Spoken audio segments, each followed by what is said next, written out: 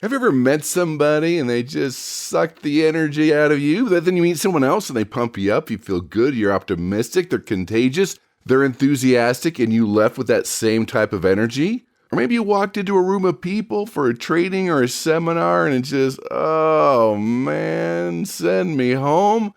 Other rooms you walked in, there's energy, there's excitement, there's optimism. It's the right environment. So how do you create that energy one-on-one in a room that's appropriate, that gets people in the right state to influence?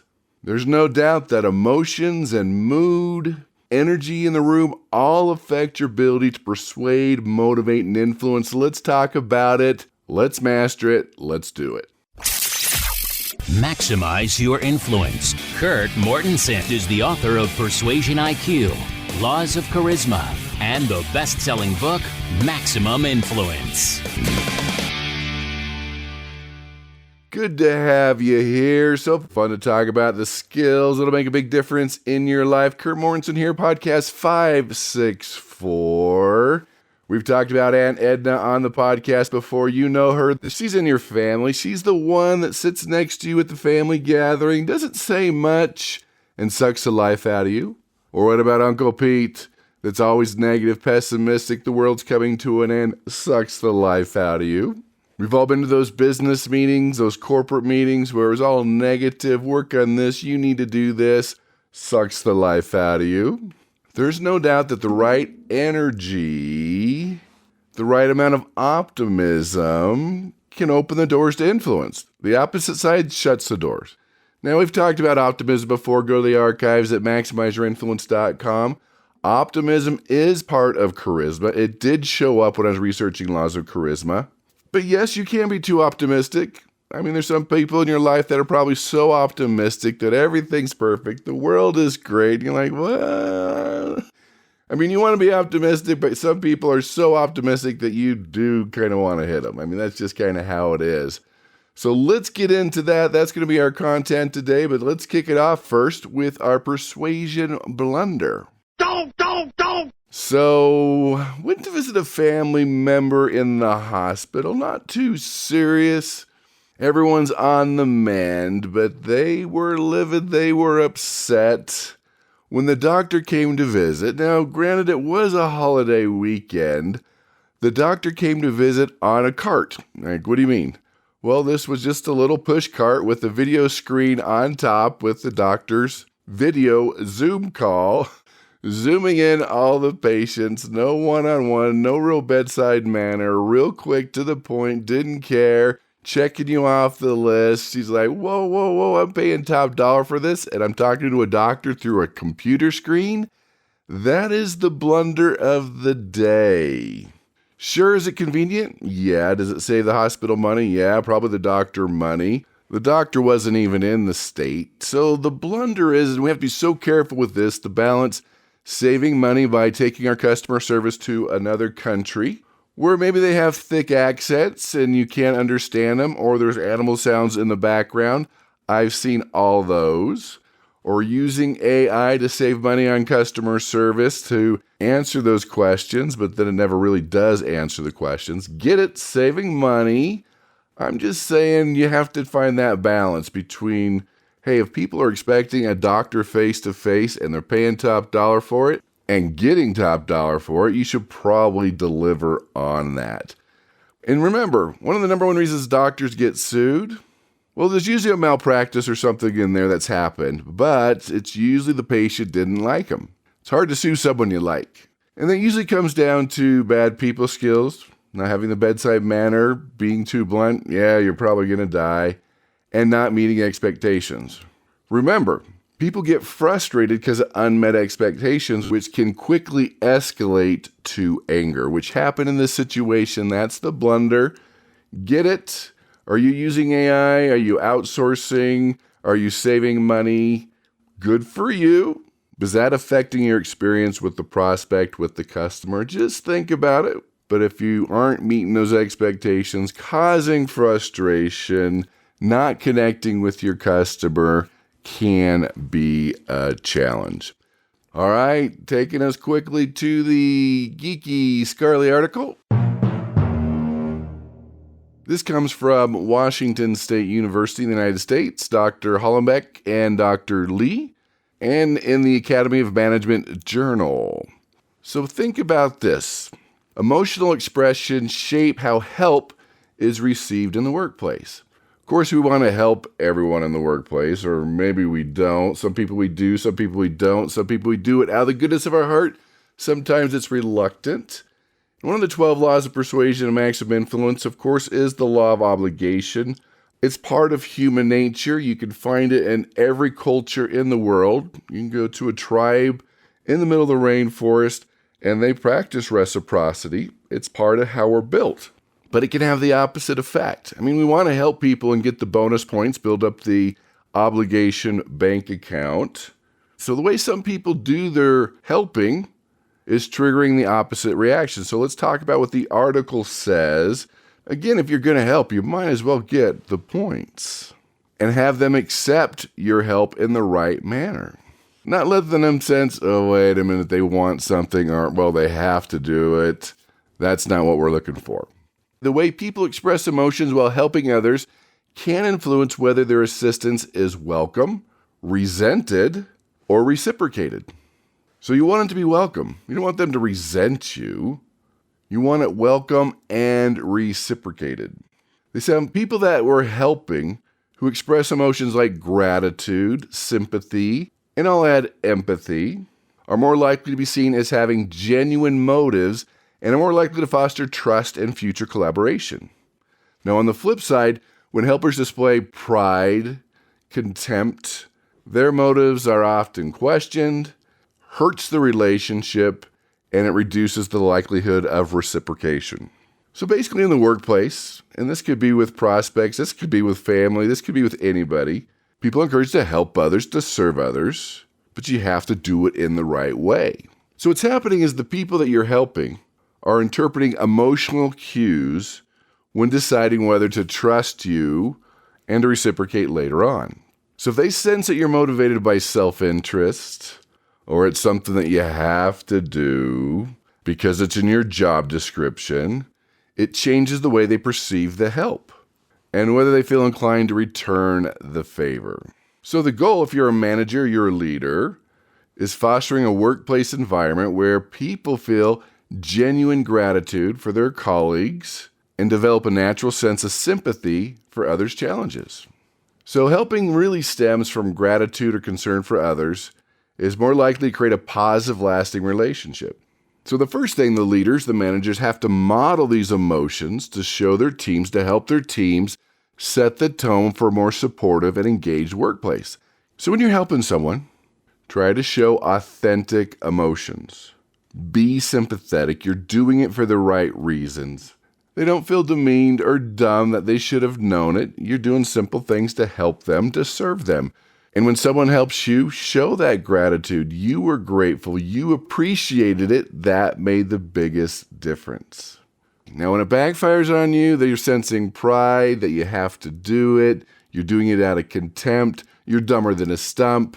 I know you don't mean to show that, but sometimes the way we do it comes across the wrong way. So again, one of the 12 laws of persuasion, reciprocity, it has to be done the right way. And just remember, the giving, the act, the service, the help needs to be perceived as altruistic. If it's done begrudgingly, the person is not going to return the favor, and you don't get a point in your obligation bank account. Which takes us to listener email. Oh, boy! Remember anything we use on the podcast, you get influenceuniversity.com for free. Just send me an email at Kurt, K-U-R-T, at maximizeyourinfluence.com. This is from Peter. Looks like it's from Russia. It says, Kurt, how do you bring energy into a room, to a sales call, to even life? I have a coworker that just puts me in a bad mood. Whether it's one-on-one, they're in a meeting, what's going on, what's happening, what do? I don't like to feel this way. So that is going to be our focus, that energy. It's interesting, as I write books and they get published in other languages, you kind of lose control to the publisher of that country, and they change the title if they want. They change the picture if they want.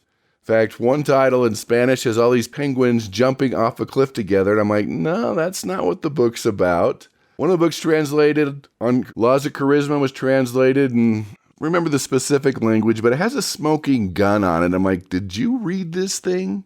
But on the flip side, sometimes you find some good stuff. For example, in Korean, charisma was titled Hidden Energy. And I like that. That's what we're talking about today, that hidden energy.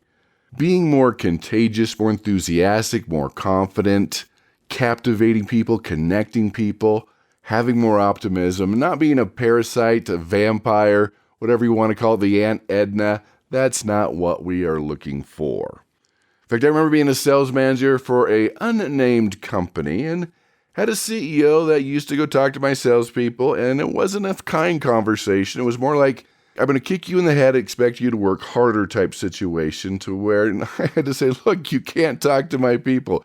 You're sucking the life out of them, especially in sales where you're dealing with rejection, negativity. It's hard enough to stay in the right state. You have to be careful with the people you hang out with. So that's one of the solutions, is get rid of your coworker. And I know that's probably not an option. Don't invite Aunt Edna. Probably not an option, but you can spend less time with them. Maybe sit on the opposite side of the table. Maybe look at your friends that you don't have to see that are sucking the life out of you. That could be a big part of your solution. So where are you? You bringing people up? You sucking life out of people? Are you just neutral? Do you talk to them? Do they have hope? Can they visualize the future? Are they more confident? Are they full of despair and fear and it won't work out and I'm not sure what to do next? Good energy is critical because it's the foundation of changing minds, influence, persuasion. And it's not just good about feeling good about yourself. That's a good thing.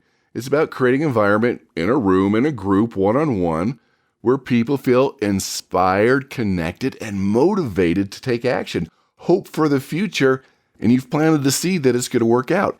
Energy is contagious, whether it be positive or negative. In fact, the research shows when you look at energy, they call it an emotional contagion. It shows that people unconsciously mimic the emotions and the energy of those around them.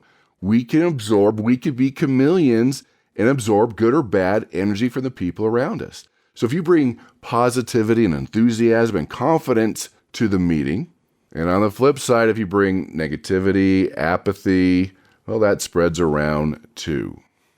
So when you're energized, people perceive you as more credible and charismatic. And I'll bring this to the table too. If you're doing a group meeting, and this is one of the things you're going to learn in perfect persuasive presentations, that there's no such thing as a boring topic, only a boring presenter. Some topics are harder than others. I agree with that. But you've had history teachers that you're like, oh man, pull the fire alarm, and you've had history teachers that made it come alive. You got this. You can do this. You can make it exciting.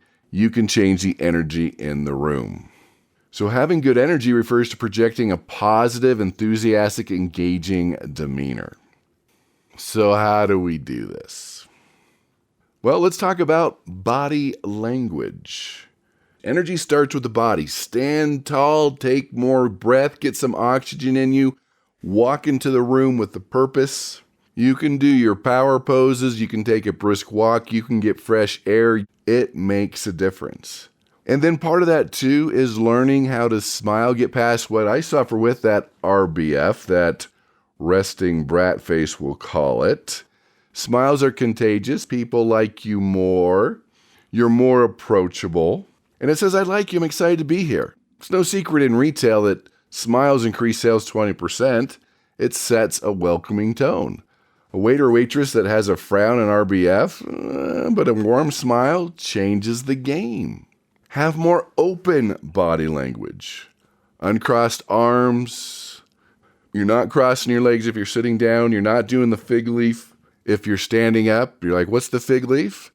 Well, that's probably top 3. One of the things I fix with executive speech coaching with CEOs is the fig leaf. It's just not a very confident stance. That's where you're covering yourself up. You're doing a fig leaf in front of you. That shows you're not confident, that you are protecting yourself. That does not connect you with people. That does not exude confidence. That doesn't help you with your charisma. Sync your inner energy up before you get there. Makes all the difference in the world. Another thing with energy, whether it's one-on-one or room, is your rapport. Positive energy makes you more approachable and encourages others to connect with you. People are more likely to be influenced by someone who appears confident, optimistic, passionate. That makes a big difference. So open the room up, be warm, be energetic, and realize that enthusiasm is contagious. That's part of rapport, the people skills. And the big piece of that too is acknowledge and validate others. People feel energized when they feel seen, heard, you know their name. They know that you truly understand them. Those are the key aspects to rapport. And remember I said earlier, no such thing as a boring topic, only a boring presenter. We have to talk about your content, your presentation. Are you speaking to the group or one-on-one? And that's a big blunder. See, with persuasion, one-on-one, I'm adapting to them. In a group, I'm shooting down the middle. I have all the personalities in the room. So I have to have the right content for that group, and everyone needs to feel like I'm speaking to them. And that's done with your examples. That's done through great storytelling. That's done through engaging questions, exercises, role-playing, visual aids, and having a positive spin. You can talk about the negative, but you need to have a positive spin. And with that, use a little humor. Humor breaks tension, creates a positive atmosphere, increases trust and likability. You can add a little humor. You could borrow some humor, whatever you need to do. That alone changes the energy of a room. A little laugh, a little smile, an empowering story is all part of this positive energy process. So look at your content, look at your structure. Are you at least finishing up in a positive, optimistic way? You're going to have to talk about some negative things. I get it. We've got to fix some challenges, some problems. But can you at least finish up in a positive, optimistic way? This can inspire confidence during any meeting. That's why you always finish up with enthusiasm, gratitude, energy, optimism, and hope. And I'll just say, gratitude leaves a lasting impression. You're grateful for what they do, how they're helping out, how they're changing the world, for their time, whatever it is. Show a little something, something, express that gratitude. So a couple final things. The things I've brought up work one-on-one or room, but let's talk about a room specifically. It could be a room of strangers. It could be a room of coworkers. What about a room? I've done a lot of seminars around the world. Couple tips that I've seen that makes a huge difference is incorporate music or sound. Especially a group of strangers, music coming in, upbeat, motivational music can make a big difference when they walk in during the breaks. I've seen a lot of presenters have people get up and dance during a presentation, get some movement, get some energy, because what they're sensing is the energy in the room's dropping, especially after lunch can happen. They get people up, moving, dancing, playing music. It does change the energy of the room. The other key is a high energy greeting. Now you can have someone else do that, you could do that, but that intro is critical. That first 5 minutes, they're going to decide if they're going to listen or not. You're setting the energy of the room. They're excited to be there. They're excited what they're going to learn. You've shown a little gratitude. You've done a little praise. You have a big smile. But that intro has to be high energy. They have to feel good that they're glad to be there. And with that intro, acknowledge and celebrate the audience.